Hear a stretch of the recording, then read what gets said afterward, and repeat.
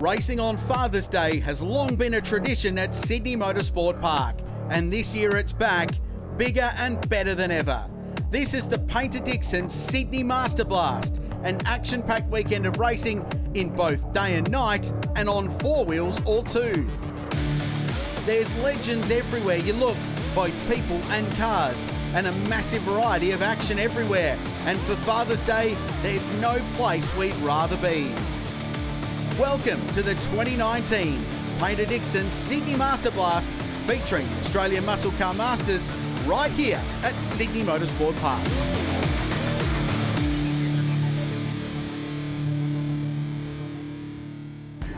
Hi everyone, welcome along to Sydney Motorsport Park for the Paynter Dixon Sydney Master Blast, an exciting event back on Father's Day, and we've got an action-packed show for you. My name's Richard Crowell. I'm joined by a local to these parts, Gary O'Brien.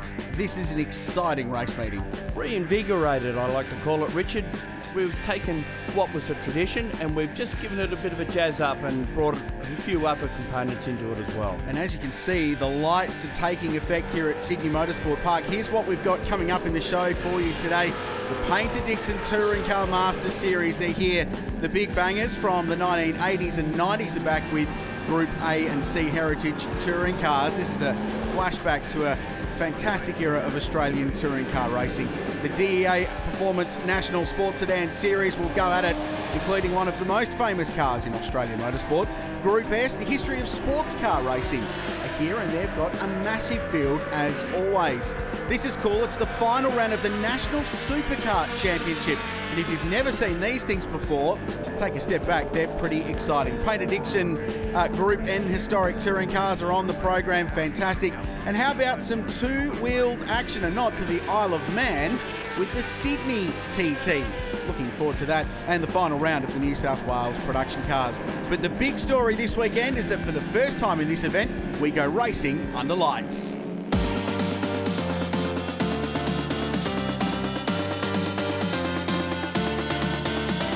Yes, look, it's fantastic. I know it's day one, but here we are just on sunset, and we're going to see Sydney Master Blast for the first time ever have night racing.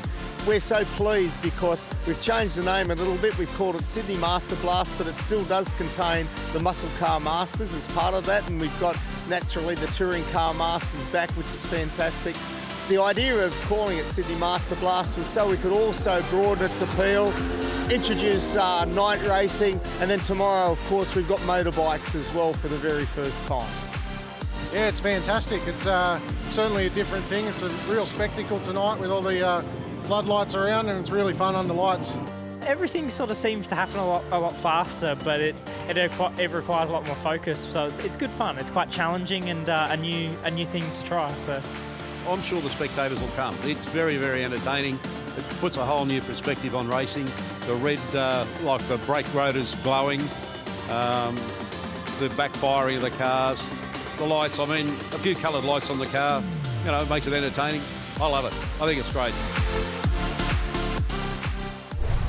Exciting times, and here's where we're doing it in the dark. It's the Druitt North circuit of Sydney Motorsport Park. It's a lot shorter than the Gardner GP track, and it condenses all the action down into a short little floodlit venue that will provide a lot of action. And that first action comes from Paynter Dixon Touring Car Masters. For the first time in their series history, they go racing under lights. Gary O'Brien alongside me. Aaron Seaton is off pole.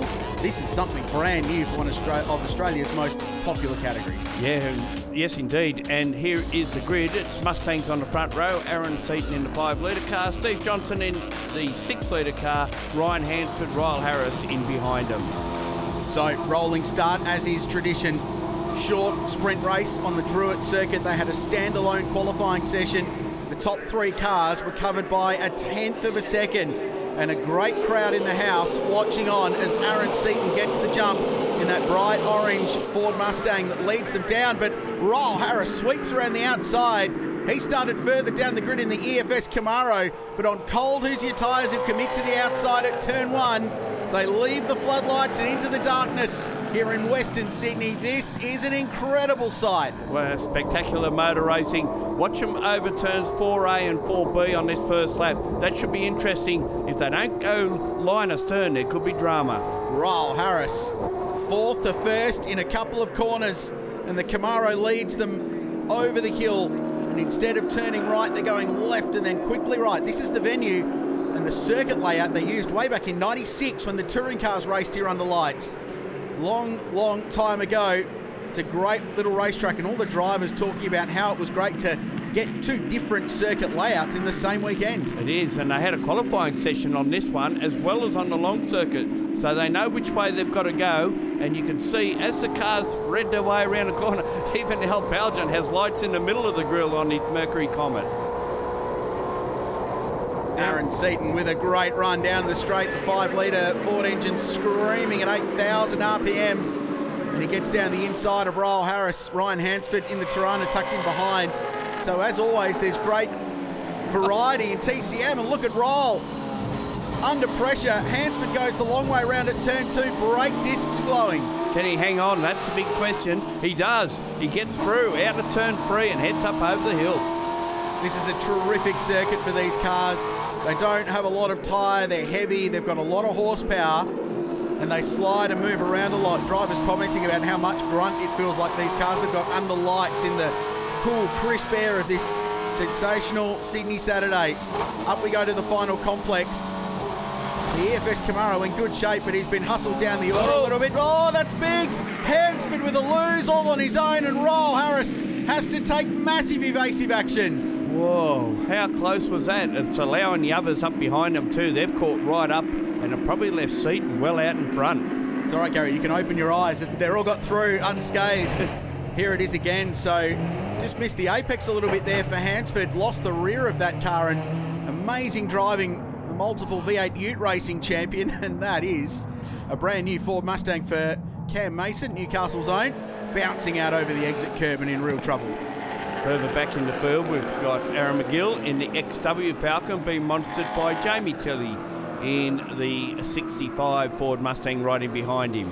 Tilley, a pretty famous surname in these parts. You'd expect to go well at Sydney Motorsport Park if you're carrying that surname. So that spin for Hansford has split the field, and it's allowed Aaron Seaton, third generation racer, to drive away. And now Raul Harris finds himself under pressure from Stevie J.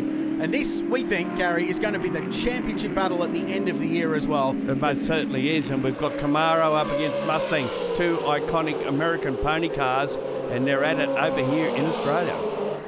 Down towards turn 1. These cars sound so crisp.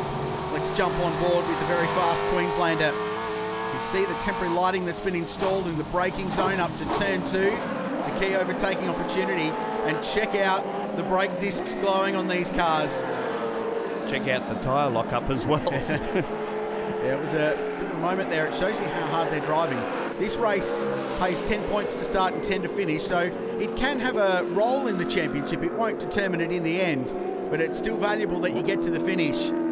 But just an opportunity for these drivers to go out and drive these amazing cars as hard as they can. Seaton's going to be clear and unchallenged in this. Looks like Adam Bracington just in behind in the VDC Camaro for White Line Racing. And this fight for second place will go right down to the wire. I don't think Stephen Johnson can get down the inside. Aaron Seaton, though, under lights at Sydney Motorsport Park, the Ford Mustang will get the chocolates. It's a terrific drive for the third generation driver. Continues his remarkable season. Harris across the line in second. Stephen Johnson will be third in the first ever night race in the 10-year history of the Paynter Dixon Touring Car Masters. There's the top 3. Bresso to 4th. Cameron Mason, outstanding drive to 5th. Down to Jim Policina, rounding out the top 10. But he'll be a happy boy, Aaron Seaton. His dad had some success here, but since jumping into TCM earlier on this season, he has been the man to beat. Pole positions, race wins, and the first one under lights for Paynter Dixon Touring Car Masters. He wins the race. Stephen Johnson, Pro Masters, and Jamie Tilley wins the Pro Sports class.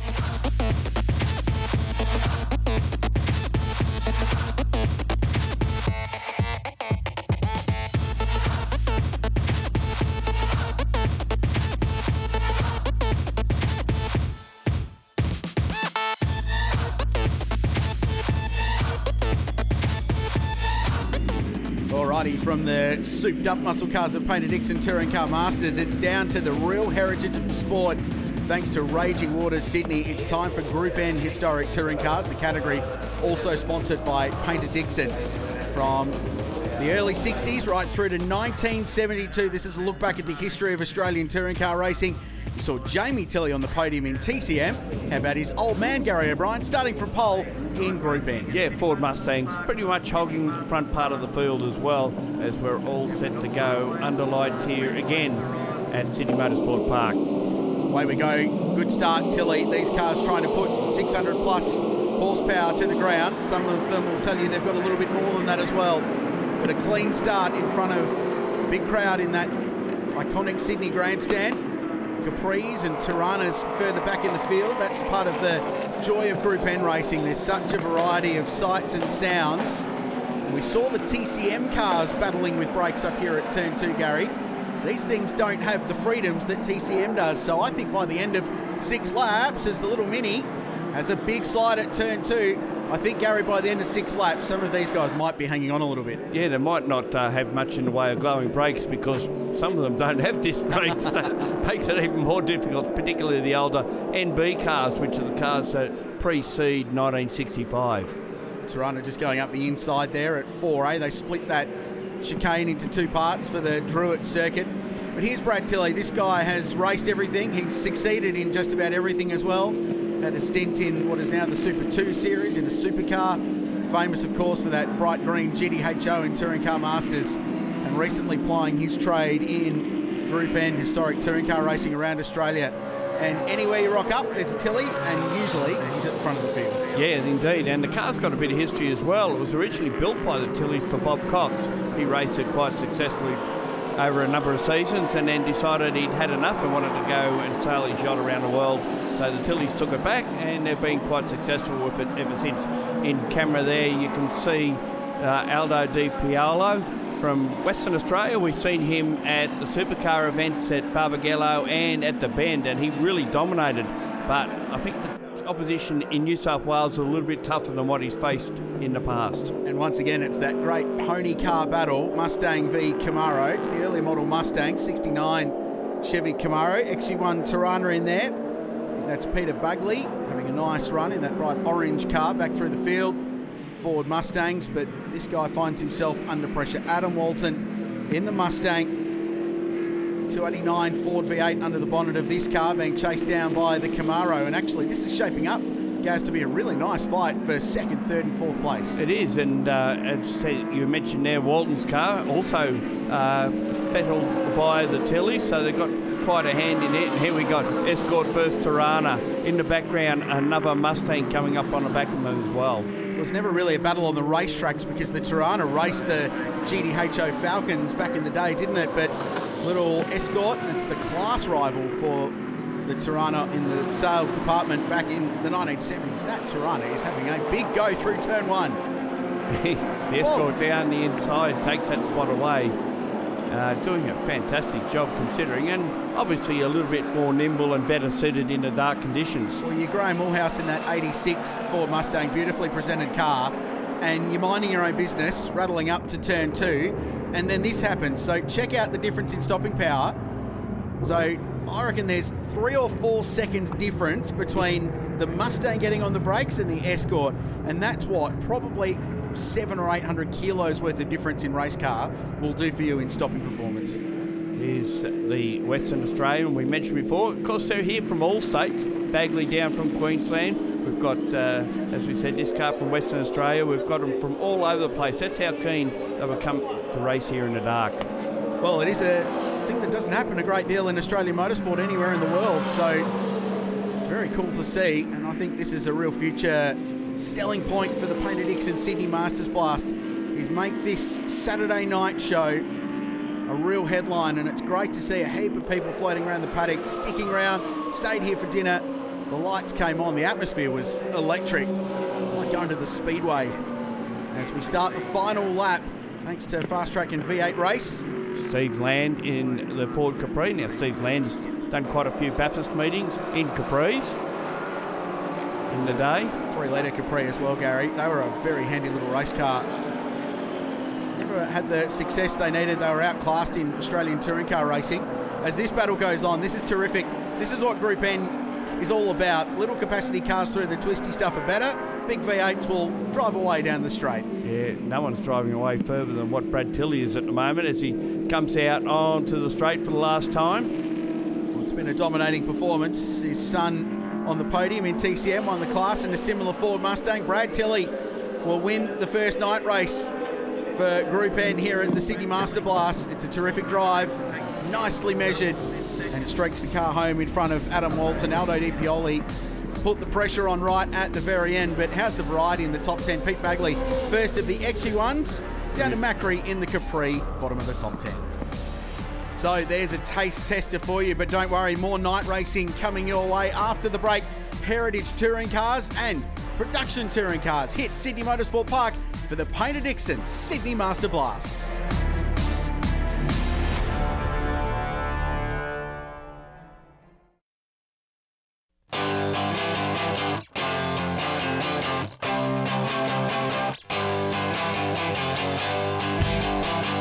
Well, it is. We spend a lot of time preparing it. We come to this meeting every year. Recently, we're only doing 2 or 3 meetings a year, so plenty of time to make it look right, to bring it along. And the main thing is we try and keep it off the walls and out of trouble. In true Gardner style, we try to keep this in its best showroom condition when it goes to the track. And it's just been a privilege to own one of these great cars, one of the 6 that were built in 1987. This is the first of the 6, and it was raced by Tony Longhurst. It was a number 4 car initially. It also then raced with Ludwig Finau in the what they call AMS car series, and it was number 12. It's George Fury's car, DR30. It's the last DR30 built, and it's still unrestored as it came off the track in 1987. As a group, I think it's really good that most of the Heritage Touring Car guys understand that the cars are the heroes here, and we're just owners of the vehicles that get to show them off to the public when we get the chance to race.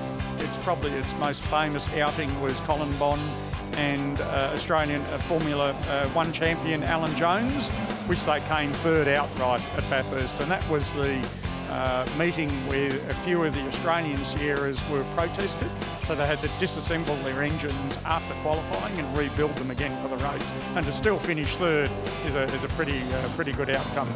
That's the good thing about Group C, even and Group A for that matter. You know, it's not just about the big cars; it's about the little cars, and you find quite often that the small cars have fantastic battles, better battles than the big cars. You know, some of the big cars get and they just bolt off into the distance. Where the little cars, you might have a pack of 5 or 6 of them all fighting for position. So there are races within races all the way through the field, and that's what makes the category so good. It was a contentious era of Australian touring car racing at the time, but so fondly remembered now. The Group C 74 to Group A end of 92 touring car era is represented by the Heritage Touring Cars. It's a terrific class, and these cars are the real deal as they raced back in period, and that is hugely exciting. Here's how they start for their night race. Tony Karamfilowski, a familiar name in this part of the world, starts from pole. Terry Lawler, the next Dick Johnson racing car. The Sierras, predictably Gary O'Brien, dominated qualifying. Cool Air wind up the boost and send it. A bit like how they were in the era, isn't it?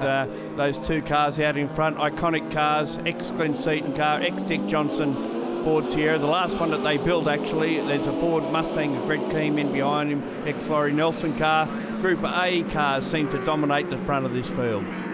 DR30 Skyline going down the inside, the middle of the field. Let's jump on board with Richard Allen. Have a listen. It's the screaming sound of a BMW M3. These cars made their debut in '87. Jim Richards won the Australian Touring Car Championship. They ran them for 5 years, and by the end, they were still competitive at some tracks with those amazing Sierras and even the Nissan GTRs that dominated the sport. And this is a beautiful example, once raced by Tony Longhurst. And certainly the Nissans, of course, beautiful sounding 6-cylinder car before the Godzilla came along, of course. Take the screaming BMW, normally aspirated any day of the week. Those Sierras have got their own note as well. Here's Tony Karamfilowski. Ignore the name on the side of the door. That's just the guy who used to race it, fairly famous surname. Jump back on board with Alan. He's up behind the Fox Body Mustang. And Terry Lawler, dramas, he was running second in the last car built by Dick Johnson Racing. He's pulled off to the side of the road. And even a BMW M3 Evo's got nothing for a Walkinshaw Commodore in a straight line. Neil Shambry's restoration of the Gary Rogers VL Commodore as it goes through turn 1 there. Lines up Greg Keane to get a pass on that Mustang as well. Cool to see Neil Shembry in the field because he's a guy that raced in this era of Australian touring car racing. Raced that car actually. Different colours by that stage, but when we talk about heritage touring cars, we're not just talking about how they did, it's even with the same stickers, the same spec of whatever era they picked. Just a replay of what happened to Terry Lawler up out of the final corner, and then that pass by Shembry down towards turn 1. A bit further back in the field, this represents Group C, and Group C was a class racing system, so you had the little cars rolling around with the big bangers like the XD Falcons, A9X Tiranas, Commodores and the like. The swap over point was 1985 when Group A, the International Touring Car Formula, came in, and gee, it was contentious, Gary, but man, it produced some very cool racing cars. Yeah, initially they weren't as quick as the Group C cars, but they soon ironed that little problem out. Yeah, I think they became less production-based as the era went on as well. And this is what Group A was all about, different varieties of cars running so closely and putting on a great show. The Commodore's got the straight line edge, the Mustang, which ran here in the hands of Dick Johnson and a couple of privateers in 85, 86, not quite as competitive. And then the BMW produces its speed in different areas. This a move up at turn 2. Little Escort goes under probably the oldest car in this field, the Holden Tirana from 1973 when we went to Group C. 73 Tirana, I hope they've got enough fuel to get to the end. You know what I'm talking about, that famous great race. And already lap cars in this as they start the final lap. There's a move on. That Mustang is going very, very nicely under lights and gobbles up Shembry in the Commodore. And I think the BMW might be able to grab one here as well. Yeah, Mustang from the very early part of Group A, whereas the Commodore was probably right at the end of Group A, so you've got to take that into consideration as well. And I must say, Greg Keane actually drives that thing probably better than anyone did in the day. Drives it properly hard, and doing the same here. There's the Sierra. You can check it out when it gets on boost and 600 plus horsepower. Fight its way to the ground. It's going to be a win for Tony Karanfilowski. He's an ace in TCM and he's loving his time in heritage touring cars as well. That's a commanding victory. A shame we saw Lawler drop out of that race because it was going to be a battle between the big turbo Sierras. Great drive, Keane. Well done. Just misses out on a spot in the top 3. Shembry 4th, Allen 5th. Great drive, great racing. The heritage of Australian touring car racing.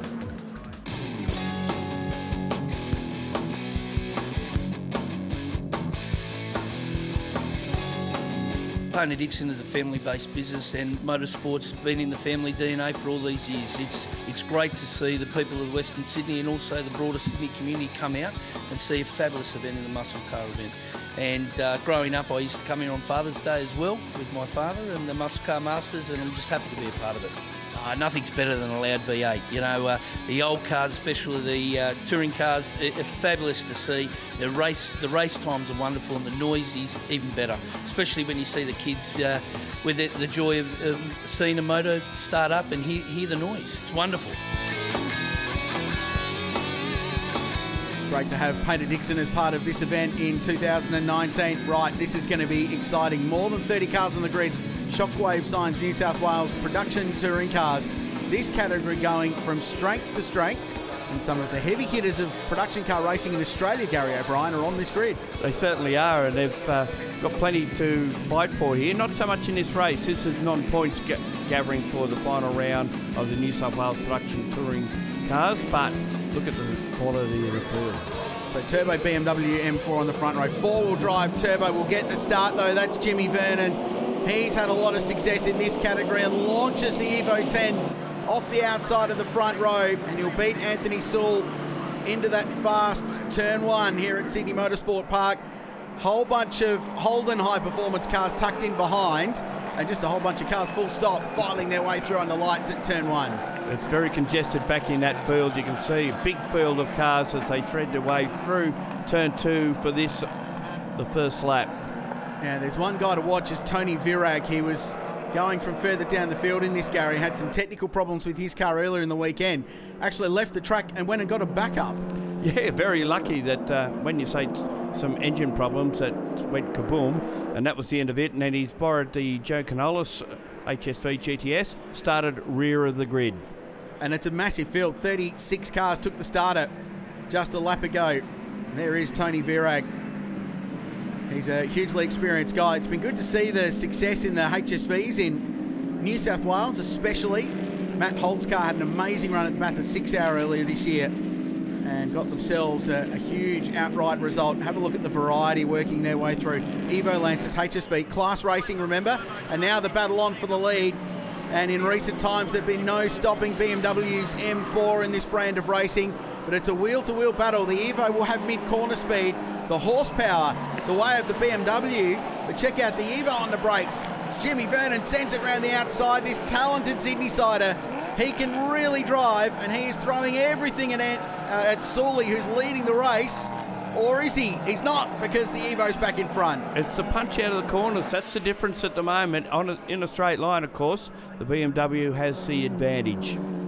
He's got to drive so hard at this part of the circuit, though, Jimmy Vernon, because by the time they get back onto the Brabham front stretch here at Sydney Motorsport Park, he'll get gobbled up.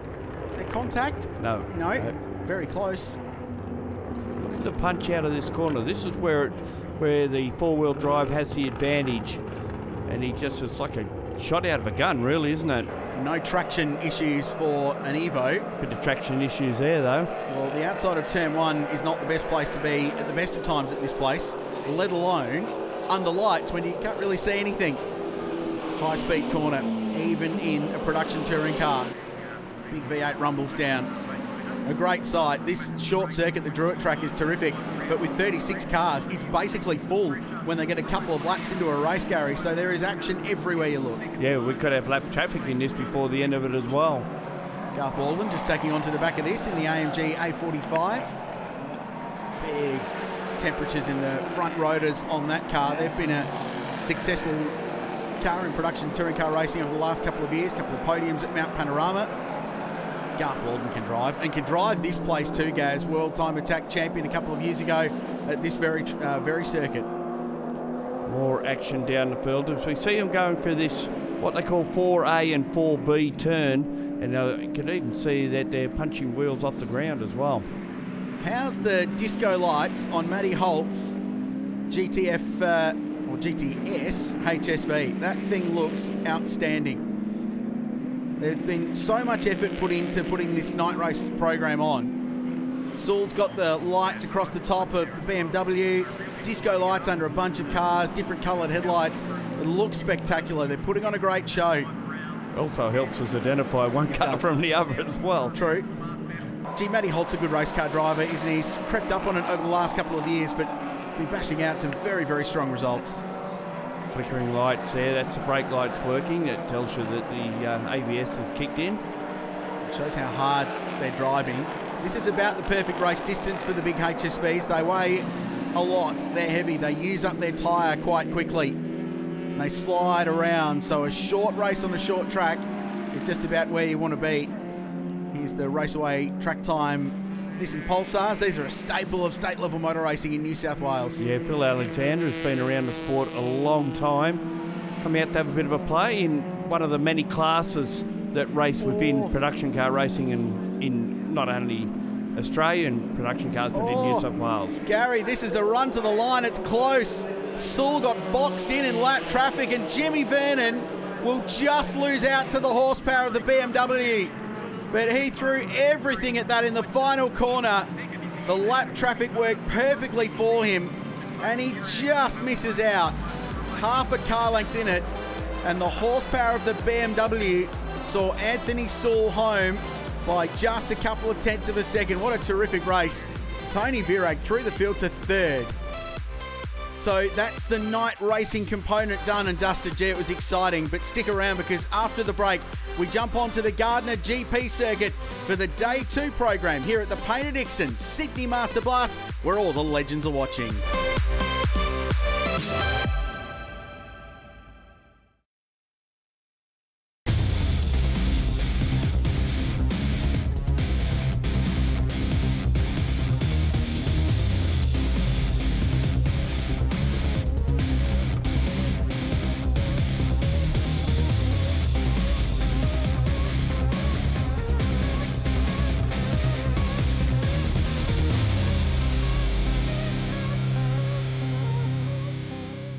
Welcome back to Sydney Motorsport Park. It's a beautiful day and it's Father's Day. Happy Father's Day to all the dads out there. We're on the Gardner GP circuit. We're looking forward to the next couple of races from Paynter Dixon Touring Car Masters. Before that, let's hear for some legends. How about some famous surnames like Johnson and Bow? They're here today.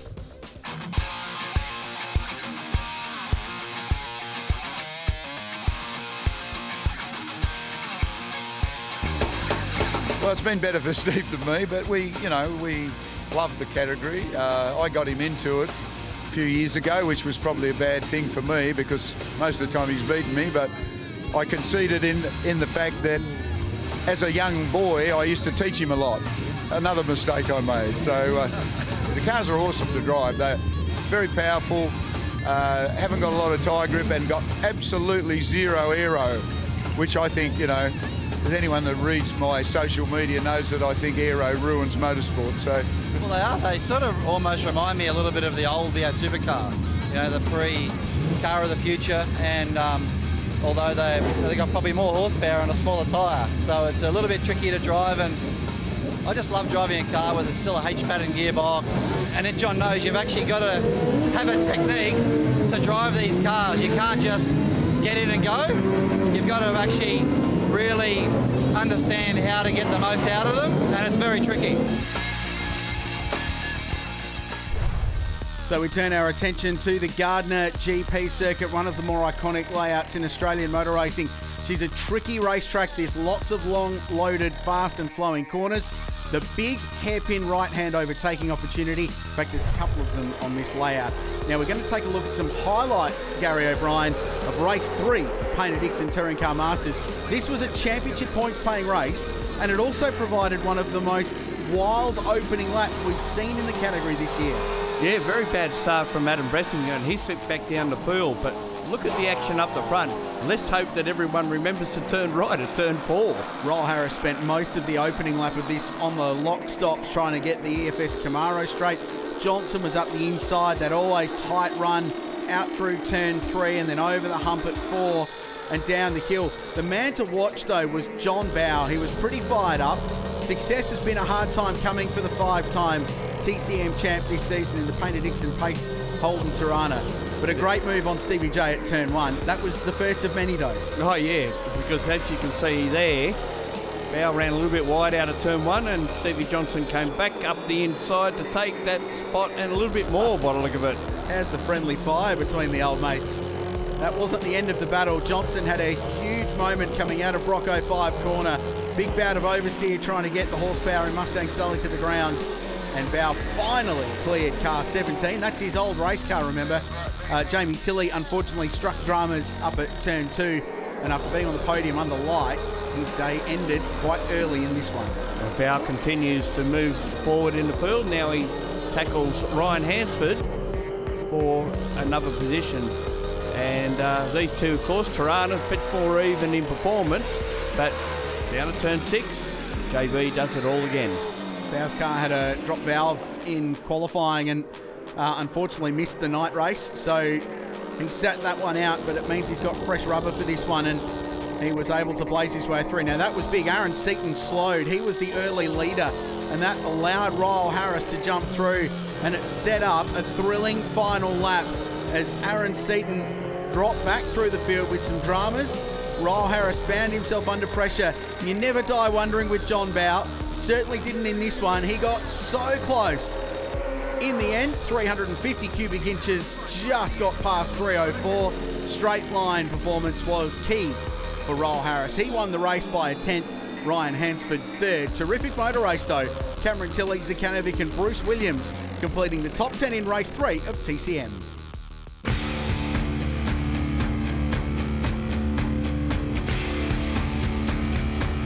Yeah, mate, there's a lot of hours going into it. We've been working pretty hard. Obviously, we come over from Perth every year and, the car's always evolving and developing, so it's great to be involved in the DA Performance Sports Sedan Series. So the car started as a 1986 Alpha GTV. This car was built in 1992, but it's still got the original roof, A, B, C pillars, steel panels, doors and hatch, so it's all steel as the original car, just a bit of weight taken out of it.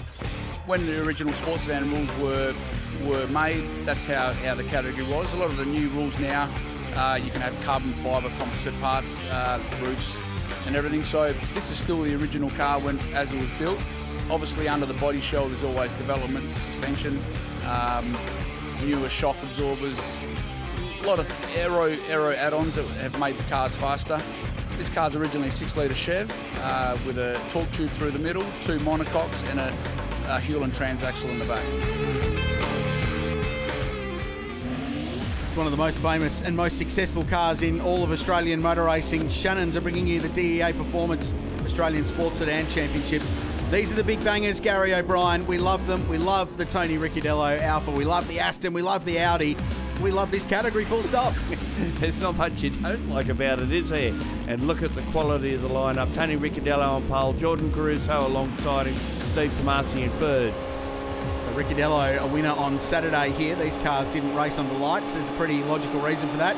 No headlights in sports sedans, so daytime running only at a circuit where we've seen some epic battles between the Audi and the Alpha over the years. And young Jordan Caruso, who's been racing, of all things, a Hyundai Excel for the last couple of years, is now in one of the most potent cars in the country.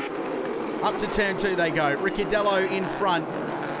In the Alfa Romeo, it's busy behind. Tomasi looking up the inside of Woodman. Ricciardello just loses some ground on the exit of turn 2 though. The field compresses and it's still side by side for third. Yeah, it looked like Caruso got checked up there as well when Ricciardello had that little bit of a drama. But Shane Woodman in the BMW bodied car, the next one through. There goes Scott Reed, of course, in his Trans Am car. And here's his battle for second at the moment. Young Jordan Caruso, his first season in the monstrous Audi with its big Chev power plant somewhere under the bonnet. It's more like under the windscreen, mid-mounted in these cars. It's an amazing class. It's been a staple for decades. As Tomasi tries to squeeze down the inside round the back of Corporate Hill, there's generally no room there, and the BMW certainly didn't leave any for him to go through. So young Stephen is under some serious pressure, and now he's got car 12. That's Phil Crompton's Ford Mustang up behind the RX-7, tucked in behind that battle pack. As always in sports sedans, it's a variety of shapes and sizes. This car's been a favourite for the last couple of years though. Even been sorted by John Bow at one stage. He had a bit of a time at the wheel behind it. There's Phil Crompton's Mustang in the background.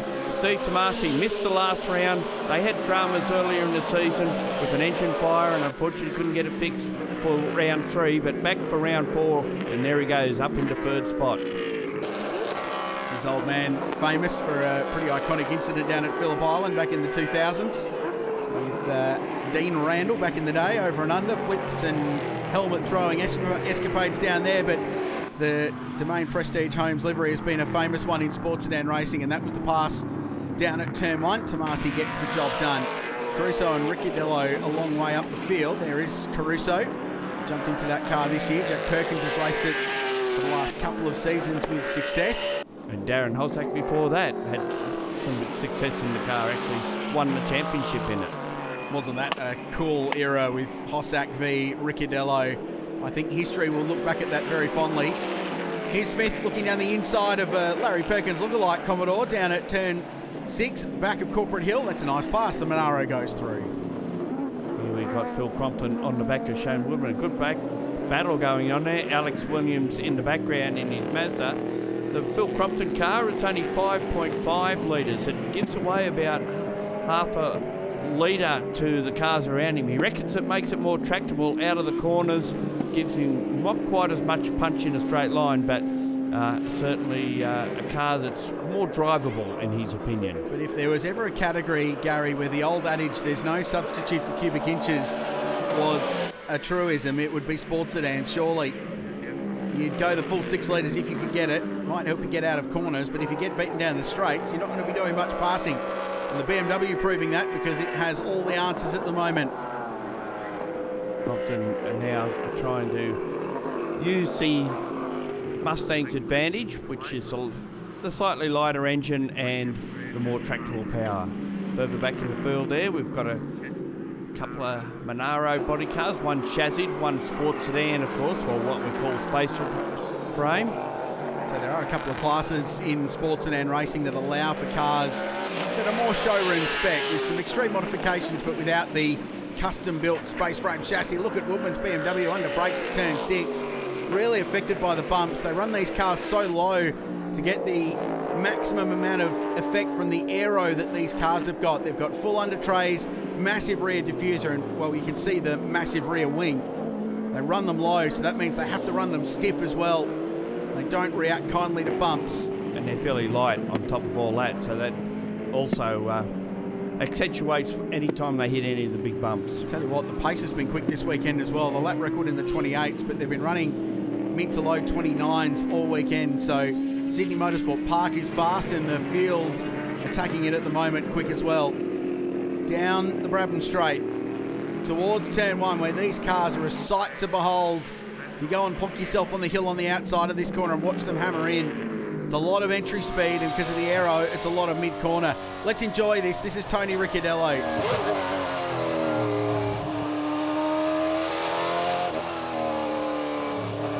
It's a Sunday drive for the West Aussie. Arm on the windowsill, Peter Brock style. One hand on the wheel there. It selects the gears so quickly, this most famous car. And Tony Ricciardello will grab another victory to add to the many, many hundreds in his remarkable sports sedan career. Stephen Tomasi across the line. I thought that was a good drive after that early battle he pulled away from Woodman. And it was an entertaining fight in the National Sports Sedan Series. Ricciardello, Caruso and Tomasi, the top 3. Good battles through the field as well. Stick around because after the break, it's the final round of the National Superkart Championship from Sydney Motorsport Park right after this.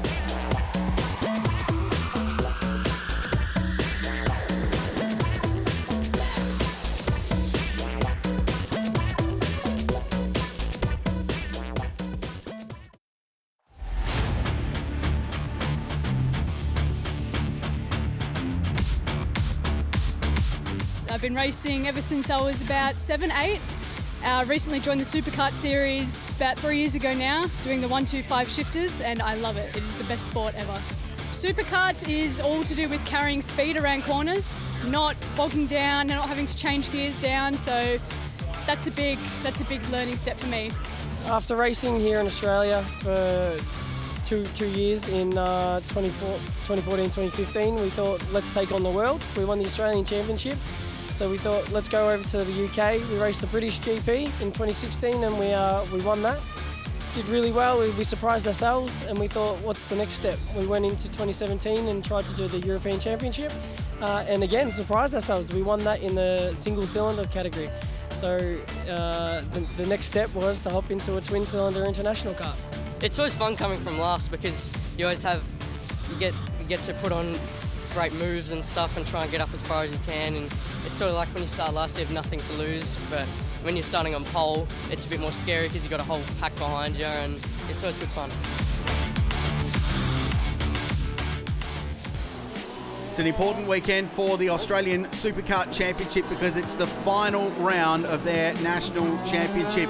So there's a title to be decided and lots on the line between the fastest go-karts in Australia, if not the world. Gary O'Brien, if you haven't seen superkarts before, you're in for a surprise because these things are remarkable. And at the front of the field, we have got the fastest guys in the country. Geordie Ford and Isla Harpus go from the front. Anton Stevens and Matt Bass from the second row of the grid.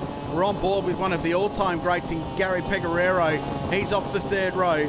These cars around here are as quick as a sports sedan. It's extraordinary. It is, and you're an inch or so off the ground, or 25 millimetres in the new language. And you see they start in 2 lots here.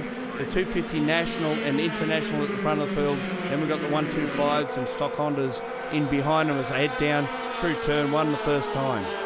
And I'm not joking with the lap times I was talking about. They're doing 129s at Sydney Motorsport Park. They keep up with the supercar around here.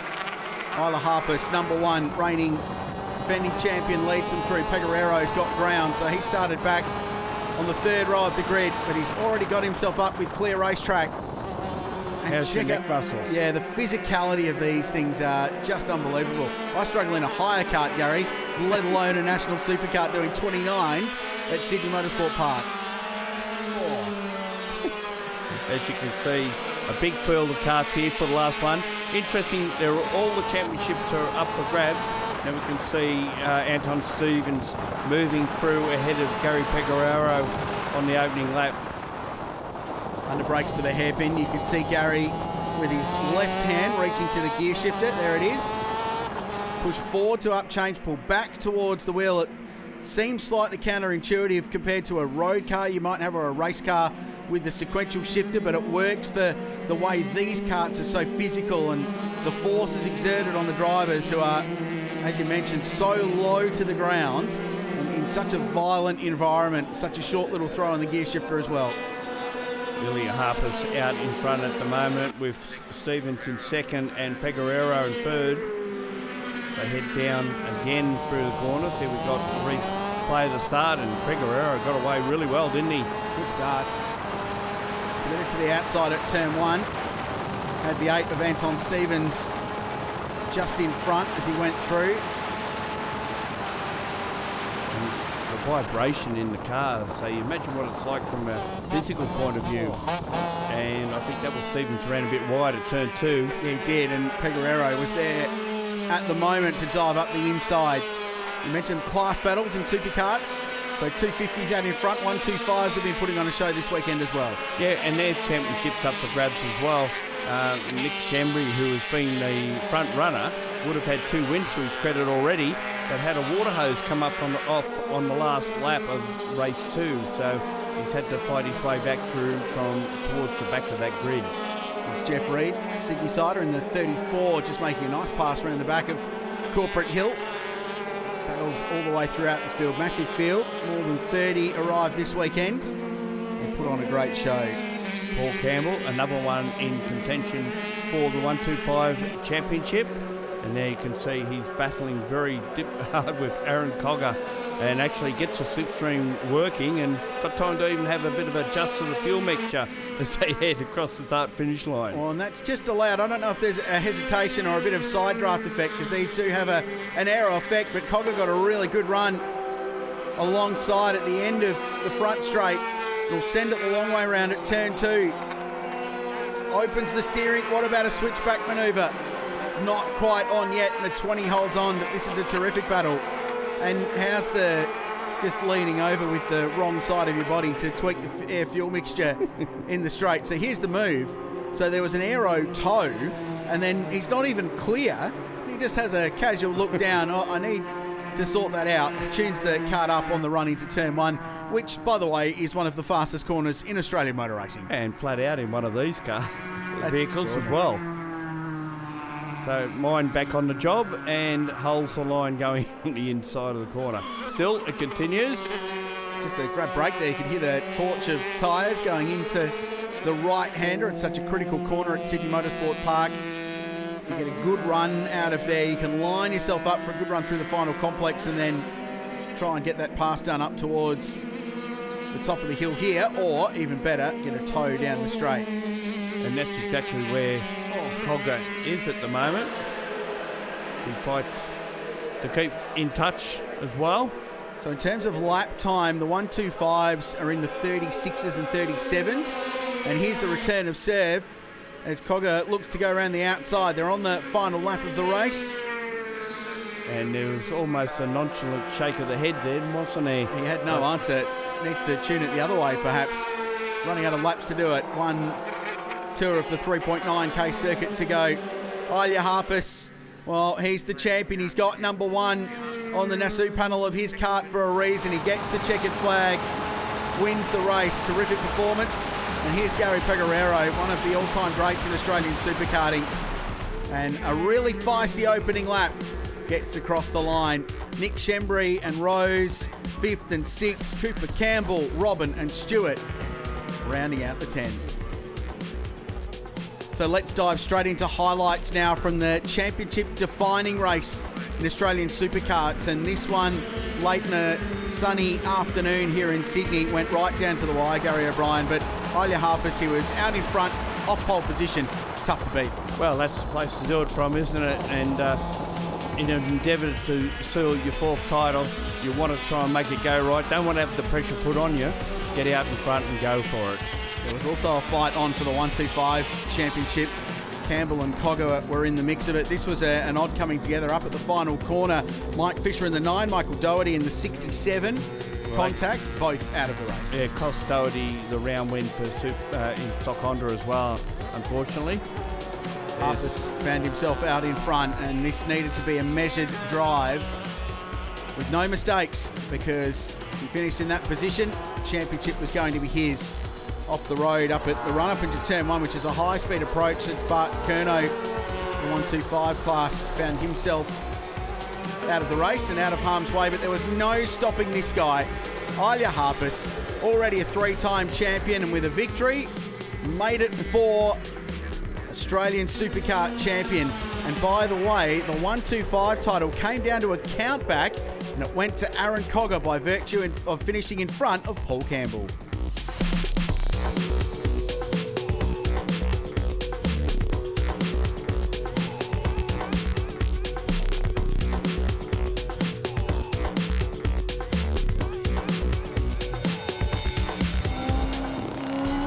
Sydney Motorsport Park has been the scene of some pretty cool races over the years, but for a sports car racing fan, it doesn't get much better than Group S. This is the heritage of sports car racing in this part of the world, and indeed internationally.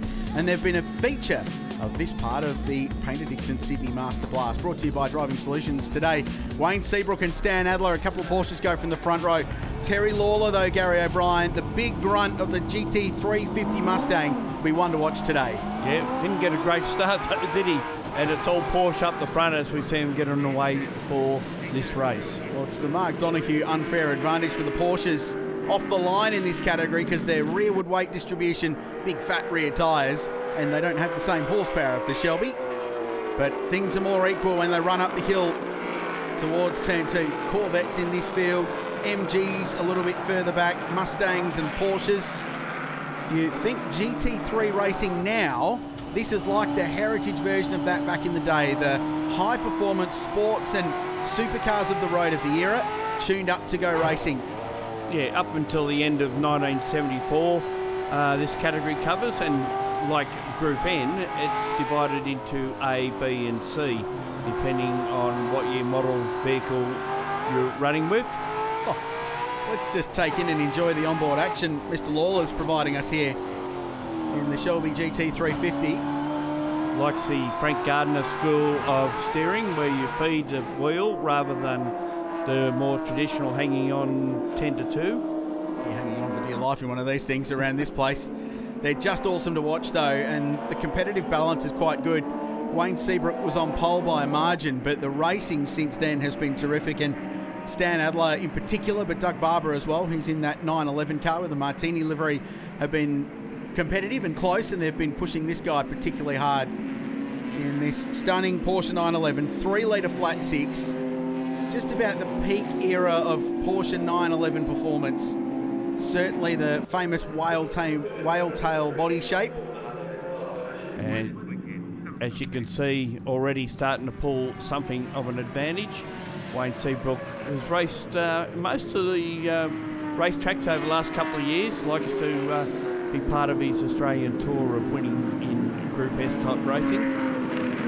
And field just a minute for Simon Meyer in the MG Midget, who's racing in the top 10 in a field of cars with 15 times the kind of firepower. Here's a look back at the start.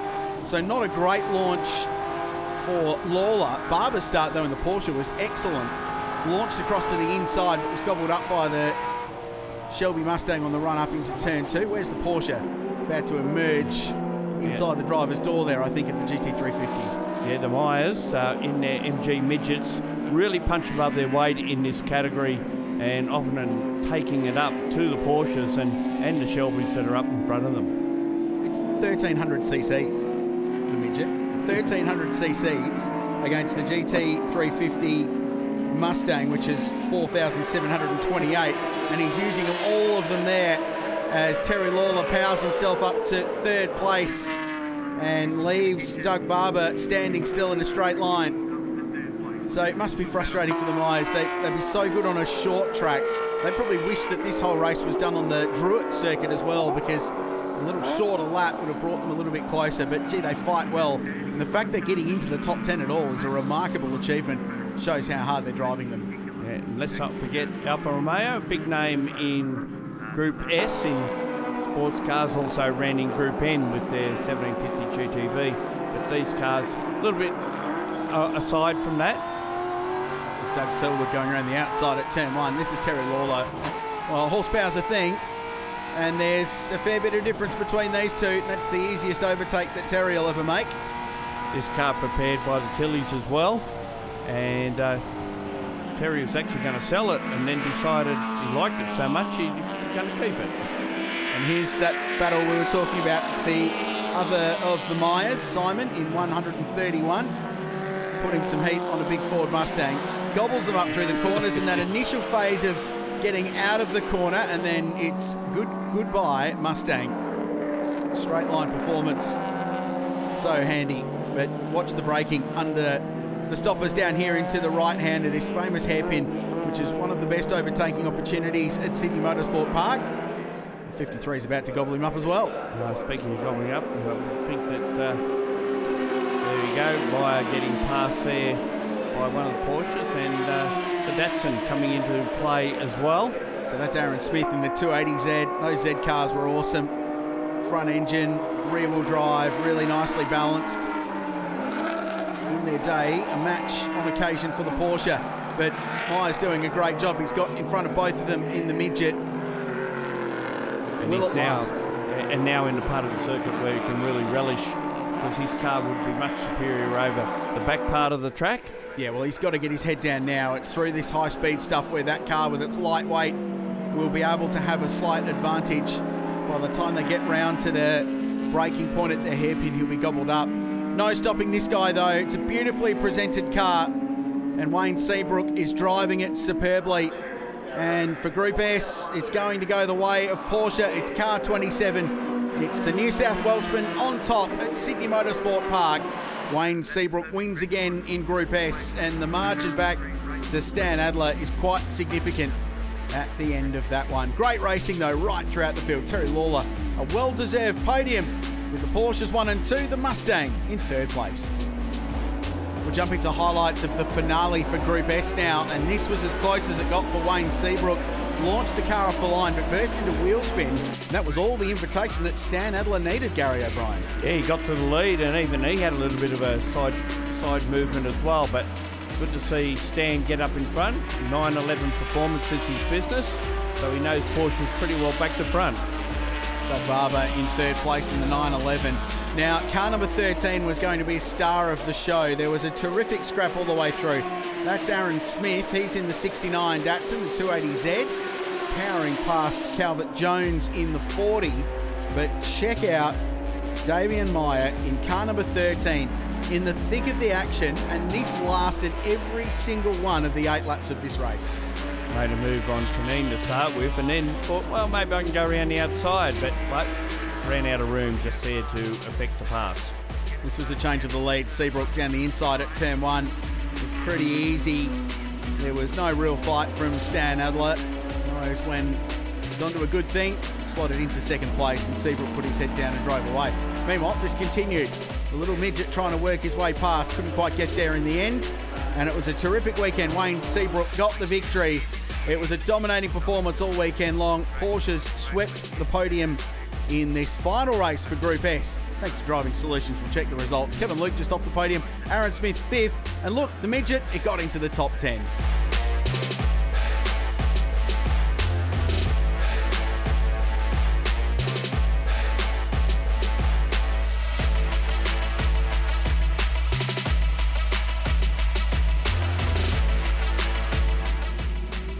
By Paynter Dixon. It's the Heritage Touring cars. They're out for the feature race of the weekend. This is the big one, Gary O'Brien.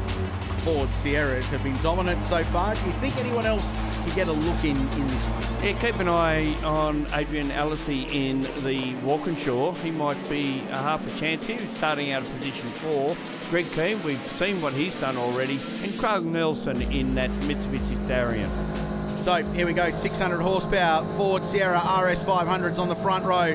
Terry Lawler, who's been doing double duty in Group S in a Mustang, this weekend, and Tony Karafalowski, who's been doing the same in TCM. They're both in the Sierras, and it's Lawler who gets the jump and the run into turn 1. Chris Stillwell is third, and like it was in 88, 89, it's Sierras 1, 2 and 3 leading them up the hill into turn 2. The Netcom Skyline is there in the back of the pack.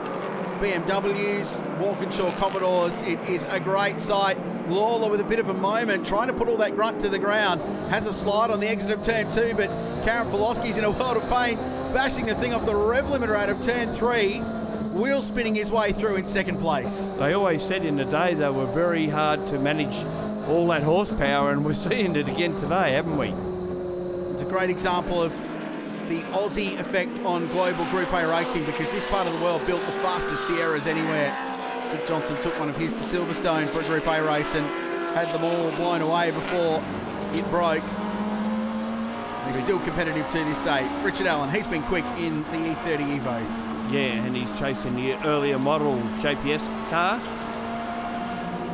How cool does those things sound, Gary? It's amazing. And the Starion, unfortunately. I put the mocker on that one straight away. Craig Nielsen in a little bit of drama and falls back down through the field. That car, at least one like it, the making of Brad Jones in his very early days while he was racing on the Thunderdome. That was the start of his touring car career. Of course, Glenn Seaton jumped into his own race team, jumped out of the factory Nissan squad to run some Sierras for himself and Alan Jones, and very, very fast. JPS BMWs in the pack. And then the little Toyota Corollas that Bob Holden made so famous. Still drives them, still races them. Hugely popular, iconic figure in the paddock. I think there's about 8 or 10 cars of his, whether they be Escorts or Toyotas, in this field. So he covers both. Oh, a bit cheeky there from Tony K. Good pass. Came from a long way back. Let's watch on board. So Terry Lawler's in front, the ex-Dick Johnson racing car. Had it all locked up, had the rears locked, had no revs, and had to get first mid-corner up at turn 2. But managed to get it done, and through they went. Some more cars from the Group A and Group C era, as we see the Nissan pick up the spot on Tony Pallas's Jaguar, ex-Gary Wilmington car. I'm sorry, I was just listening to the noise of that Jag. They're an amazing race car, an unlikely Bathurst winner with the Walkinshaw team. The Recar Group C Commodores up the inside. Now, here's Lawler. Great run out of the final corner, and he'll switch back up the inside. It's interesting with these cars, they are absolutely period, and that is down to the year that they ran. So late in their life, the Sierras were homologated with a 6-speed Hollinger gearbox, but early in their life, they only had a 5-speed gearbox. And Chris Stillwell was telling me that his car's homologated or certified as historic, but with the 5-speed gearbox. So he's giving away a little bit in performance by the fact he's only got 5 gears, and the later spec cars have got 6. It's just a little bit of extra horsepower.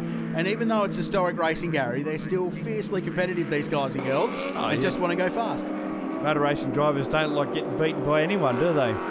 This is a great battle. Look at the Escorts side by side, just a bit of a rolling roadblock. Marston and Holmes Capri just in behind, and XG1 Tirana. Here's a replay of this passing move on Lawler on Karafalowski. The irony is that these cars are probably better presented now than they were back in the day, because they've been so beautifully looked after and restored. And this was a bit of a sign for Sierras in the day as well. It really is period motor racing, because smoke pouring from Tony Karafalowski's car, and he's got issues. That's dropping oil onto the rear tyres, because he got to mid-corner at turn 2 and the thing had no grip, and the dashboard looks like it's lit up like a Christmas tree. Warning lights everywhere. Yeah, normally turbos on these cars in the period, but I think this is a bit more terminal than that. This could be engine, although I wouldn't be driving it back if it was sounding like that. It may just have been a turbo. That would explain the white smoke. So check it out. When he gets the car turned in here, it'll snap violently sideways. Had to get a lot of lock into it, and from that moment, his race was done. So sure, Spencer Rice and the team at Classic Speed Shop, we prepare this for Tony. We'll go back and have a look. It's been a stout weekend, though. He hasn't had this car for a huge amount of time, Gary, and They're such difficult animals to drive. He's getting better and better every time he gets behind the wheel. We've got Frank Binding in the ex-Army Reserve Falcon, a more tractable car to drive from the Group C period, and showing the way to a couple of Group A cars. It's Graham Crosby VK just in the back. That's a cool thing. First of the Commodores in the Group A era. What a weekend though. Ex-Dick Johnson racing car. It's been a big year for 17 and Shell Fords, and it continues in Heritage Touring Cars. Terry Lawler gets the win at Sydney Motorsport Park. Ex-Shell racing car, even down to the helmet. Chased to the line at the end by Chris Stillwell. Adrian Allisey on the podium in the Walkie Commodore. Greg Keem, who's been punching above his weight in the Fox Body Mustang, was fourth. Stick around when we come back from this very short break. A first for the Paynter Dixon Sydney Master Blast. We go two-wheel racing with the Dunlop Sydney TT, and then the final race in Paynter Dixon Group N.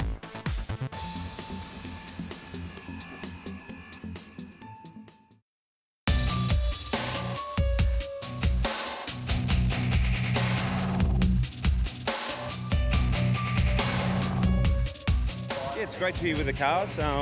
Just to get out on the track's great, but yeah, a bit of a bigger crowd than we're used to, I suppose, with the cars here as well. So yeah, can't wait. I've got a Ducati 1000, so there's 600s and 1000s together.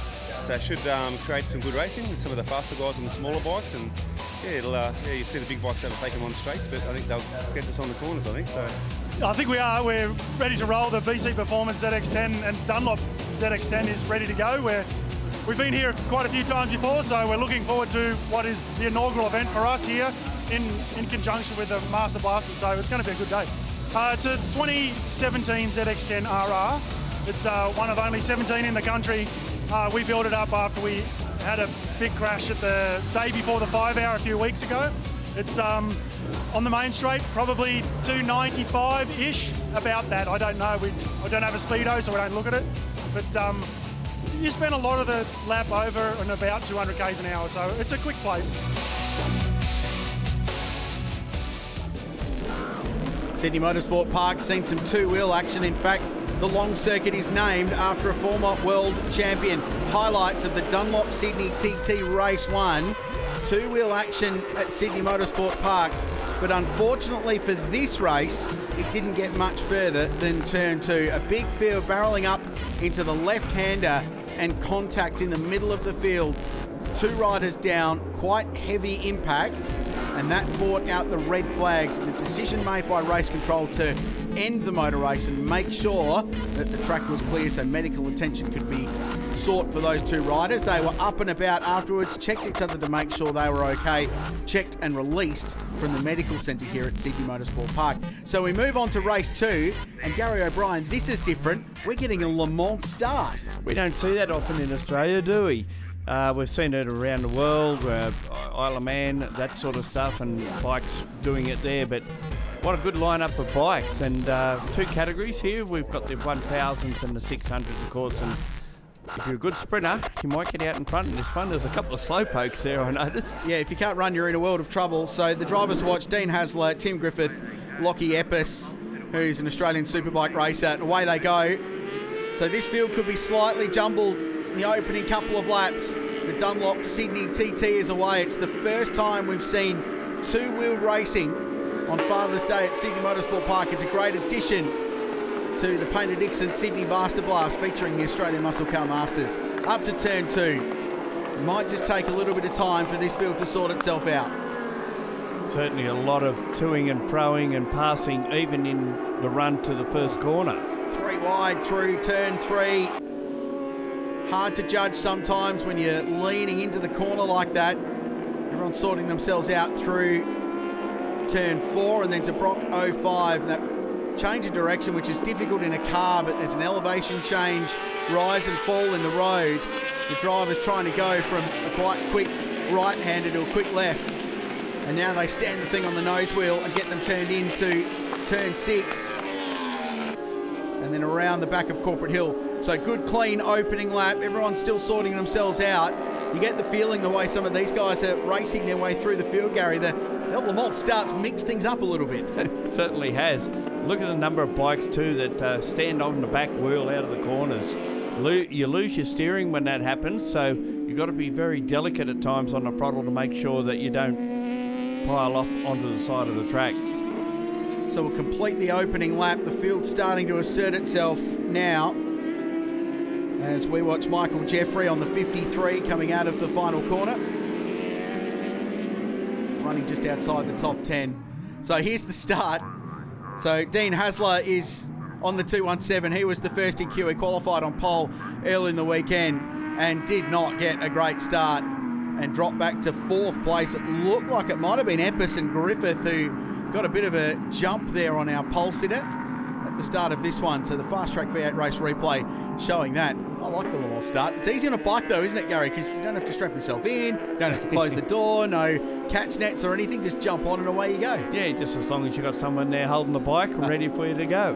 Change of position up the inside at turn 5. And you mentioned the wheel standing. That is very, very cool to watch. And then, of course, as you mentioned, they dive right down on the front brake at the braking markers. It's James Keane on number 219, Kawasaki ZX-10R. There's a host of the Kawasaki's in the field, but Dean Hasler in qualifying 1.3 seconds quicker than the field in his BMW S1000RR. Well, Keane, of course, was the fastest of 600s in qualifying, so and the only one to make it inside the top 10. So just keep an eye on him. He might be well worth watching if he's got a good sprint to the start. So here's another look at that. This is turn 4, bike 18 is Timothy Griffith. He qualified second, 136.93. Here's the change of position at turn 5. So really difficult bit of road in any circumstance, let alone on two wheels.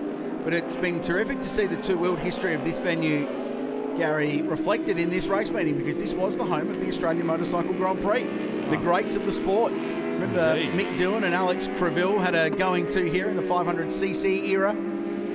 Wayne Gardner, of course, raced here in the Gardner GP circuit, named after former Australian world champion on two wheels. Yeah, I actually went to that first couple of Grand Prix out here for the bikes.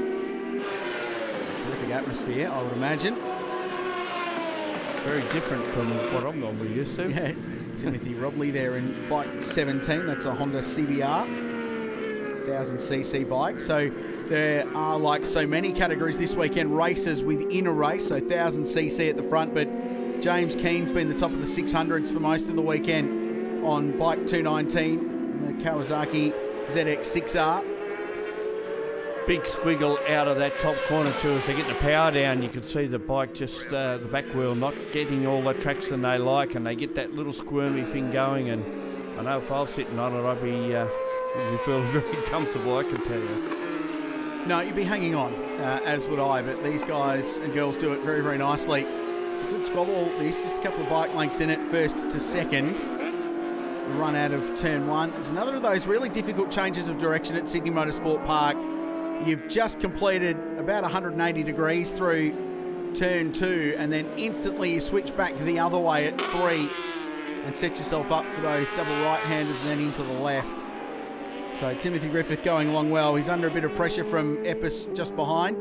Correction, that's Epps out in front, who's got a commanding margin. This has been a very nice ride on bike 83. So it's been BMW on pole, but Kawasaki in the Dunlop TT will get the chocolates on Sunday at the Paynter Dixon Sydney Master Blast. What a terrific ride.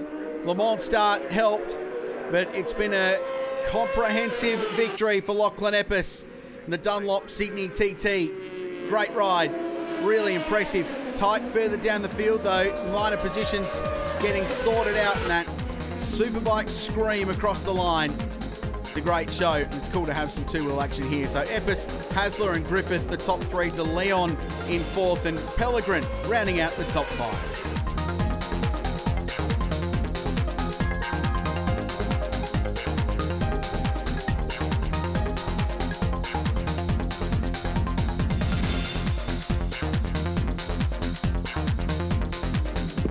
Time for some more Paynter Dixon historic Group N touring cars.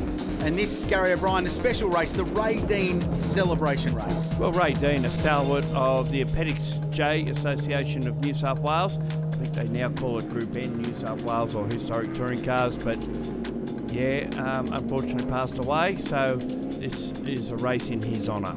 Brad Tilley from pole, Ben Wilkinson from the outside of the front row. There is the great man from Sydney who knows how to hustle these things. Ready for a standing start. He's got the front row to himself, so it'll be clear sight lines down towards turn 1. Away we go, big field. Group N still alive and well in Australia and possibly healthier than it's been for a long time. We jump further back thanks to Raging Waters in Sydney bringing us this great onboard angle. David Noakes is in the thick of the pack here running up into turn 2. Yeah, in the little Ford Escort. Noakes along with Brad Tilley and some others. Oh, yeah, just Graham Wakefield from Queensland hasn't moved off the line. It's a bit unfortunate. In the meantime, it's Mustangs out in front. 2 of them, in fact. Hopefully they can get that car clear before this massive field rolls themselves around. They're still sorting themselves out as they run over the hill and into turn 4. Minis at the back, muscle cars at the front. Tirana's in the middle that sort of filled the void between those two very disparate groups. Oh, that's a big moment. Bruce Drummond in the Tirana, another Queensland car, being a bit of a wild moment there, and I think he had a wilder moment earlier because there's a few ripples down the side of that car. Jump on board again with David Noakes. Little Ford Escort, we've seen what they've done in the night time. What can you do in the daytime? Yeah, so yellow flag, so they brief yellow flag interruption to this race. And Brad Tilley loses that comfortable margin that he built on the opening lap and will now find himself under a little bit of pressure as the field goes back to green. Down to turn 1. Busy, this is 3 wide. Tirana down the inside of Escort and Mustang at 1. It's a Falcon, and it's going to be the Tirana that gets through. That's Dummett and Lenstra. And Lenstra gets that spot back as they go under brakes into turn 2. Or does he? Oh, it's close. There's some lock brakes and some hairy moments and some holding of breath, and I think there might have been possibly some contact there. The little Escort got really checked up on the exit of turn 2. Bill Adard in the Mazda RX-2, followed by Mustang, and then we've got Wayne Rogerson in the second of the Mazdas, the little rotaries that have really come on gangbusters in NC racing in recent times. It's cool to see them in the field, a little bit of extra variety from back in the day. There's the Dogbone Escort, so named because of the shape of the front grille and headlights, and off the road. That's another one of those Mazdas just wide at turn 6. That was Adard, who we spoke about. So he's not a drama, obviously just overshot in the braking area and unfortunately lost several places out of that. Yeah, it was a strange one. He was under pressure, just went straight on at 6. Didn't really look like he was going to get that car stopped and turned. Back on board with Noakes. Chasing down a Holden Tirana, the exit of turn 9 hairpin. Would lose a little bit in a straight line, but the cheeky little Escort, it's always better around the tighter parts of the track. Gee, it screams too, doesn't it? And there's a lock up from the Tirana. He's got it wrong on the entry there, and we'll use a lot of the escape road, and it brings Noakes right back into the thick of the action. Pete Paoli in the Chev Camaro has found some real competition on the eastern seaboard after some dominant performances in South Australia and his home state of Western Australia. He raced at Barbagallo in the supercar round over there and was really spectacular to watch at Barbagallo. 25 Tirana down the inside. He's been joined by Dale Perry though at the front in the number 172 Ford Mustang, so there's a good squabble on for the minors in this. Noakes still at it. Looking down the inside now at 2. Gets under the Smith Tirana. Lotus Cortina just in front of him now. By rights, he would be about the same performance as that car, an NB car, the Cortina. Actually, it's painted like a Lotus Cortina. I think it's just a Cortina GT though. And he'll make the move on that one down to turn 4, or will he? Oh, that's a big, ambitious move. And the door was shut, and Noakes did not like it either. There was a very definite hand signal, and I don't think it was a friendly wave.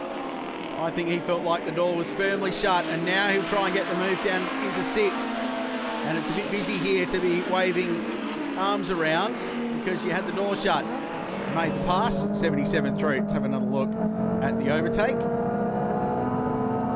Not even a cheeky look, Gary. Yeah, not even a second glance. Good pass though, well judged. And now we're back live and there's more great racing because he's jumped onto the back of the Tirana again. So as always in Paynter Dixon Group N, there's battling throughout the entire field. We're on the final lap. Brad Tilley, he's been the man to beat. He always is the man to beat. This Sydney sider knows how to build a really fast race car. Chased all the way to the line by Adam Walton, but it's another win for Big Brad and car 28.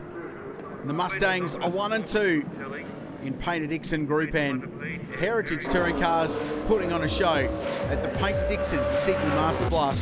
Good battle, Dale Parry across the line. Nicely done. Now there was a penalty post-race. Tilley dropped back to second. Walton given the win. Turn up for the books at the end. Don't go anywhere. There's still 3 big races to come. Production Touring Cars next, then Sports Sedans, and then the big finale for the Paynter Dixon Touring Car Masters coming your way from Sydney Motorsport Park right after this.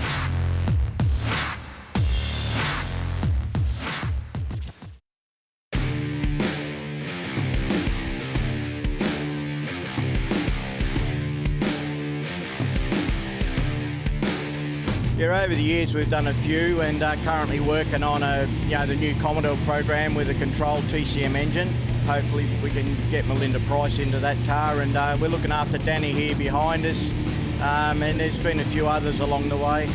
Well, what you do, you have to get the rule book and interpret the best way you can, and as things evolve for safety and performance, you sort of marry that into your next build. So what we've learned from JB's car, which is built, probably 6 years ago, it was in the planning. You learn a lot from that build, and then the rules evolve a little bit more, and all of a sudden we've got pretty good cars now. Yeah, look, we have a lot of guys in our teams. We've got guys from our retro workshop, and we've given them opportunities with other teams because we've been around for a while, and often guys have people that have real jobs and sometimes they can't get to an event, so we help send our guys out to, we've got young Will working with Bruce Williams this weekend, and they're having a great time, I think everyone's having a great time here at the Paynter Dixon Sydney Master Blast, featuring the Australian Muscle Car Masters at Sydney Motorsport Park. We're getting ready for a championship decider. This is the Shockwave Signs New South Wales Production Touring Car Championship. There's a bit on the line in this.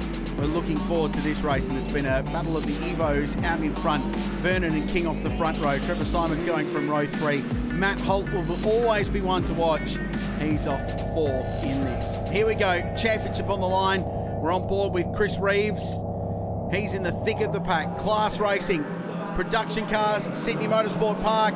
Vernon with the initial launch, but it didn't quite translate into a very good start. And it'll be wheel to wheel on the run down into turn 1. Certainly the four-wheel drive's just shot away into the distance. Oh, through a smoke screen. A little bit of oil covered up from a previous race, but side by side the Evos through turn 2, and Vernon goes into the front. Holt's negated that advantage that they had. He's right behind them, and in previous encounters we've seen that Holt can take it right up to these Mitsubishis.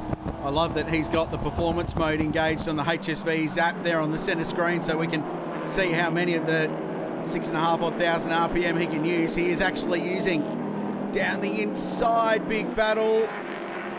VZ Commodore dive down 4, had to back out of it. So everyone clearing through. Evo's out in front, but guys, there's a championship calculation we need to take into account for this as well. Points are classified from the classes, so if you win outright, you only win in your class. And the front running cars, of course, A1 cars, we've got A2, then we've got B1 and B2, and significantly the car that's leading B2, Jeff Kite, is the one that's probably in the best position to win this championship. Great onboard pictures from Josh Muggleton, who's a hugely experienced racer. He's a bit of a guru in the online racing fraternity as well. He's driving the Volkswagen Golf GTI. So Evo, then a couple of HSVs. Then we go back to the first of the BMWs that are such a staple in production touring car racing anywhere in Australia. be it at Mount Panorama National Championship or here in New South Wales. And here's Chris Reeves in the VW Sirocco, new car to production racing in recent times. Here's the start. Let's go back thanks to Fast Track V8 Race. Matt Holt getting off the line in the HSV Club Sport, running out of A2. And just driving through the smoke screen cloud of dust through turn 1 from an earlier incident. And now it clears up, not helped by the fact that they're diving into the due west as they head into 1. So they're driving into the setting sun this beautiful Sunday afternoon out here in Sydney's west. It's a terrific day for motor racing. Trevor Simons, Jack Usenhausen in their different model HSVs. Usenhausen pulls out to try and go around Simons as they go up towards the top of the track, and he's made that move stick. What a great colour scheme on that car, the gold and blue.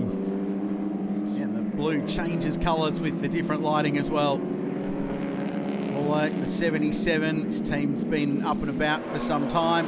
Had a couple of Bathurst campaigns and those BMW 1Ms. Winners both at a national endurance race and state level in production car racing. This is a good scrap. You mentioned the different spec of HSVs. VZ Club Sport in behind, VF GDS leading the way through. And seemingly having a measure of the Muller BMW at the moment, although it does come back to him a little bit under brakes. The earlier model Evo in behind him as Simon gets a better run initially out of turn 2. They run side by side through 3. With Usenhausen on the inside of the track, and now Muller might take advantage of this as well. It's still side by side. Just it removed some paint, I reckon, from Usterheisen's car as they went through turn 2. They were banging doors. Terrific stuff. And now young Tommy Miller will go around the outside in 77, and then Evo 6 is in the fight as well. It's cool to see some of the older production cars still in the thick. So this is the move. Simons dives down the inside. Get this at turn 2 because it's a multi-apex corner. A couple of different scenarios of racing line, and they came out of it at just about the same bit of racetrack. Yeah, and I think what you said is correct. It might have been a slight bit of a brush of doors there as they headed up over the hill. Don't mind it. Good racing. There's Corrine Virag, that's Tony's daughter, running in B2 as well. And then we've got the battle of Class D between the Toyota 86s.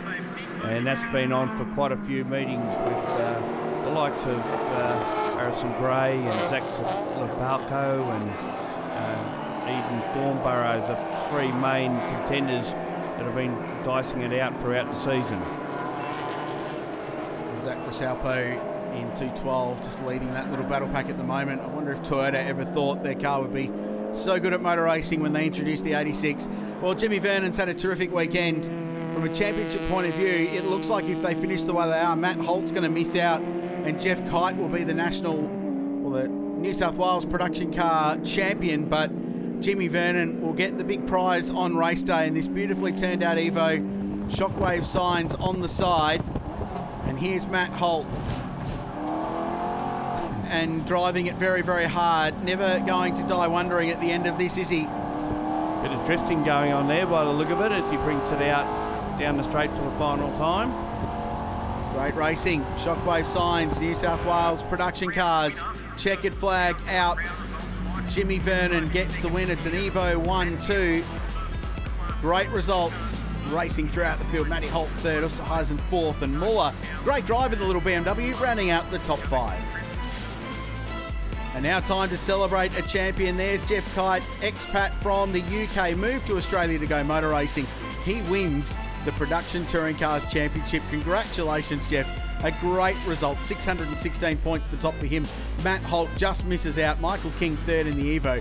Eden Thornborough in fourth. And Harrison Gray completes the top 5. What a great championship. Time for the big bangers. It's the DEA Performance Australian Sports Sedans. They're on the racetrack. It's a round of the national tour. All the big names are here. Brought to you by Shannon's Insurance. And this should be a cracking race, Gary O'Brien, with Tony Ricciardello just continuing along his merry way. Well, he just needs to keep it consistent at this stage. but you never know because young Jordan Caruso, he's out to make a name for himself, and what a better way to do it than in this vehicle. From Hyundai XLs to an 800 horsepower Audi sports sedan, it's one of the most popular cars in the country. Here we go, final time, Paynter Dixon Sydney Master Blast. The sports sedans are unleashed, driving into the setting sun. And the Audi will sweep around the outside at one. He's going to be very, very wide, Jordan Caruso, but he gets the thing turned and through the corner. And now Tony Ricciardello has the job to do. Yes, he also look out for Steve Tomasi in behind him as well. Won't want to let him through because he'll need to get back to lead as soon as he can. This car runs such a narrow power band. It's stacked gear ratios. He's just missed one of them there, Ricciardello. The change from third to fourth over the hill. Wouldn't surprise me if the car broke into wheel spin and just bumped the car out of gear. A little bit of contact. I think they're clear though. Because Tony still uses the H pattern. Everyone, or most everyone else in the field has sequential gear changes. Just the drop in revs, second to third, third to fourth, is so tiny in this car. Loves operating quite high up in the rev range. And that's the fourth to second shift that you can do with a H-pattern gearbox, under brakes into turn 9. Gets a big punch out of the corner though, doesn't he? Massive punch out of the corner. That short gearing might be working a treat. And Tony looks up the inside. Caruso shuts the door. But the battle is well and truly on. And how many times have we seen these two cars go wheel to wheel at the pointy end of a sports sedan grid? Yeah, look, they're very close coming down the straight, and now they're side by side. And as you mentioned, we've seen this quite a few times over the past few years, and the Audi seems to hang on, got a little bit more in a straight line, but runs a little bit wide out of turn 1. Yeah, well, he was wide turning the car in because he had sort of half an Alpha GTV stuck down the inside, but ultimately got it through. They've got so much aero that they can commit on the outside line. Here's the start. Let's have a listen. It's almost like a miss there too, wasn't there? Yeah, it's a third to fourth shift. That's the wheel-to-wheel fight. So fourth gear through turn 1 off the start. And then under brakes down into turn 2. So that was the launch. And it set up this terrific battle. Tomasi just in close company in third place, watching these two go at it. The reigning National Sports Sedan Series winner. Unfortunately, as we mentioned earlier, missed the Queensland round, so therefore can't pick up a second title. Really between these two at the moment. And right now Caruso is holding up. Tony Ricciardello gets such good drive out of the corner. Oh, wow, it was so close. It was almost an accident. And he's gone through. There was a hesitation from Caruso. It looked like the Audi started coming out of the corner. He couldn't get a gear. And Ricciardello squeaks through by the hair on his chin, and that's about it. Looks like there might have been a little touch on that left front. Just a very minor touch. But what great reflexes. Let's see what happened to Caruso. Coming out of turn 9. Wheel spin, wouldn't change, wouldn't select, crashed the thing off the rev limiter and almost found an Alpha parked in his boot, or where the boot used to be. That was a hairy, hairy moment. Shane Woodman goes through there in the BMW, followed by Alex Williams in the Rotary. Good to see a Rotary in the field as well, and one that's running up towards the pointy end of the field. And you can hear it too. RX-7 won the National Championship a couple of years ago. Bruce Banks from Tasmania, and Phil Crompton just edges down into pit lane. The Ford Mustang limping home to the garage. That's a shame. That was on the penultimate lap as well, so only had one to go. It's been an otherwise reasonably strong weekend for the bright orange car. So this one winding down, Tony Ricciardello lucky to get away with no damage to the famous Alpha, and his search for an 11th championship will go down to the final round. He dodged a bullet there. There is some damage on that end plate, on that front. It's very light though. And the 10-time national champion is going to win this race after a very, very scary moment. But Sydney Motorsport Park is all Tony Ricciardello's. He grabs the win. Caruso fought hard for that and may well have held the West Aussie champion out had it not been for that missed shift coming out of the hairpin. Great race, good battle as always in the DEA Performance National Sports Sedan Series. Recordillo, Caruso, Tomasi, Williams and Woodman next. Colin Smith just down the bottom of the 10. So with a round to go in the National Sports Sedan Series, that man, the West Aussie champion, he's already won it 10 times, leads the standings. He's got a handy margin over Jordan Caruso, and it would take a really bad round for him to lose it. Shane Woodman's third in the standings. Stephen Tomasi looking to get ground. He's fourth. Shane Bradford rounding out the top 5. So from sports sedans to Paynter Dixon Touring Car Masters, we conclude a massive, massive day of racing, a weekend of racing with the big bangers from TCM, and it's all to play for. John Bauer on board with the Paynter Dixon Tirana. He hasn't won a race in a long time, Gary O'Brien. He'd love to get one today. Wouldn't it be good to see a Tirana back on top of the podium? He's on the front row, but he's got a Camaro to overcome if he wants to win this race. Gee, this guy's been good too, Aaron Seaton. He has been so fast all weekend. He'll be a factor in this race. Stephen Johnson from the third row of the grid, the WM Waste Team Johnson entry roll. Ryan Hansford in the mix. Away we go. Final race. Paynter Dixon TCM. Busy turn 1 as it always is. Rob Hackwood has fallen right to the back of the field off that start.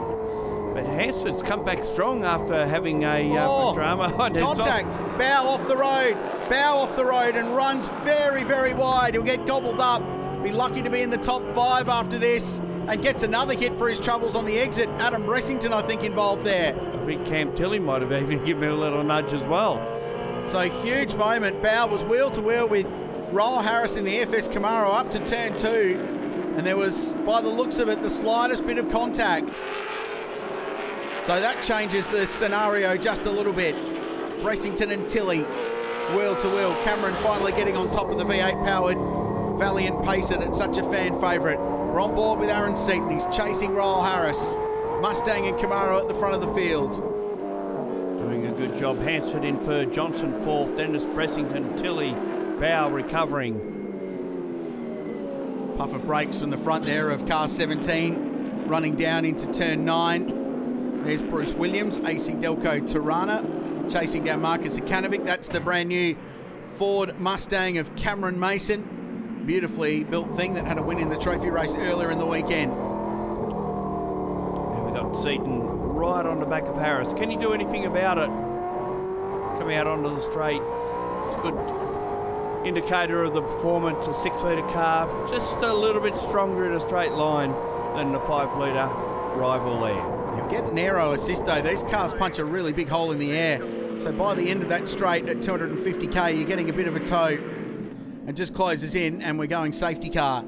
So the race is going to be neutralised for a moment, and it's because of that. The World Pro Racing Pontiac Firebird that's been really competitive all season long in the hands of the Queenslander. This is that contact up at turn 2. Quite a big whack there from Harris, who was trying to get the EFS Camaro stopped.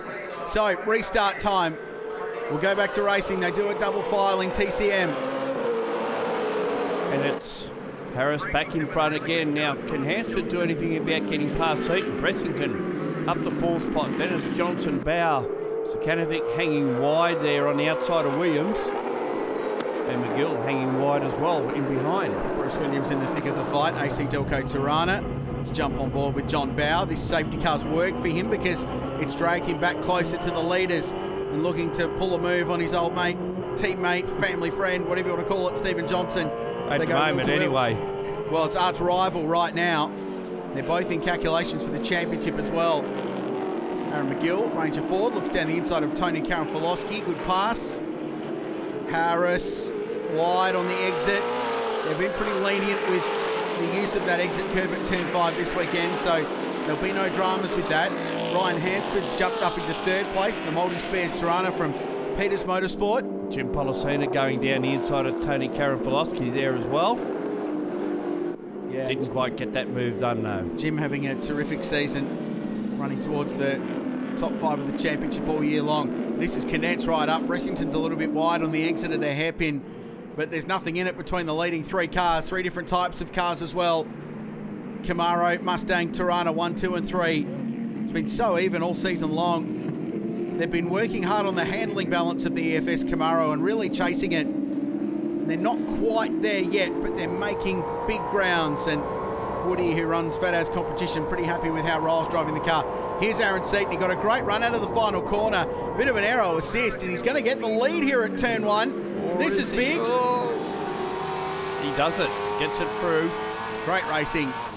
Really good stuff.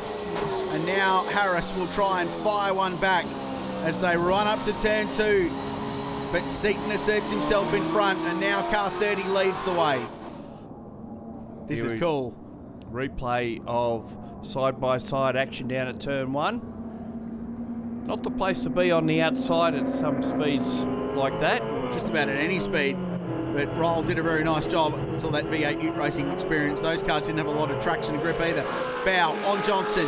It's cool to even be able to say that. And the Paynter Dixon Tirana will slice down the inside at turn 6 and grab a spot away. And now Adam Bracington in the VDC car, and a thumbs up to Stevie J, who's got championship points on his mind. Yeah, he didn't fight as hard as perhaps he could have, and I think JB appreciates that. Another great battle going on behind there. Zakanovic, Tilley, then the two Tiranas, Williams and Policina follow them through as well. So fighting going on all over the place here. Yeah, as is par for the course in Paynter Dixon Touring Car Masters. Bressington feeling the heat from John Bow. Bresso won at the end of last season in Newcastle. He's always a contender. Next round at Mount Panorama he'll like. But let's see what Bow's got in a straight line up against the VDC Camaro. Well, it's pretty good. And side drafting might help him into turn 1. It certainly does. And the brakes, of course. Right on the edge of the rev limit there as well, but manages to go down the inside. So this is the pass on Bressington. You can see the 350 Chev in the Camaro assert itself at the end of the straight, but I think you're right, bit of an aero assist. And a very, very strong 5-litre engine under the bonnet of that Tirana did the job. Now it's Torrey v Torrey, and Bow's got a great run out of turn 5 on the Queenslander. The multi-spares Tirana will not stand in the way of the 5-time champion. Loves that corner, turn 6, doesn't he? He's done a lot of passing there this whole weekend. Well, he's got himself to 3rd. Just missed out on a win earlier in the weekend. Change of position up the front of the field as well. Yeah, so Harris gets past Seaton, who hesitated on the final lap of a race earlier this year as well. And he's dropping back into the clutches of John Bow, who might be able to snag himself a P2 in this race. Nothing between the top 4. What a great show Paynter Dixon Touring Car Masters have put on here at the Paynter Dixon Sydney Master Blast. Here's Seaton out of the final corner and hesitating. He's going to get gobbled up here. Oh, and now the race leader's slowing as well. Pulls to the inside. Bow gets 1. Bow gets 2. He's going to steal it from nowhere. Bow wins at the Tirana, steals 1 at Sydney Motorsport Park. Hansford gets into 3rd spot, so Tirana's 1 and 3. Harris in between them. What a finish. Check this out. Bow out of the final corner, driving as hard as he possibly can, and that is music to his ears. A race win, his first for a long time in the championship, the 97th of his unbelievable TCM career. Well done, JB. A winner in Paynter Dixon Touring Car Masters. Harris and Hansford on the podium. Seaton led on the final lap, ultimately finished 4th. Well, the results of all that mean the championship is well and truly wide open. Johnson, Bow and Harris right in contention. Adam Bressington's definitely a shot, and Jim Policina, well, he might fancy himself a chance going into the final 2 rounds. Well, that's it from Sydney Motorsport Park. Thanks for joining us, and on behalf of our entire team, we hope to see you at the next Paynter Dixon Sydney Master Blast on Father's Day in 2020.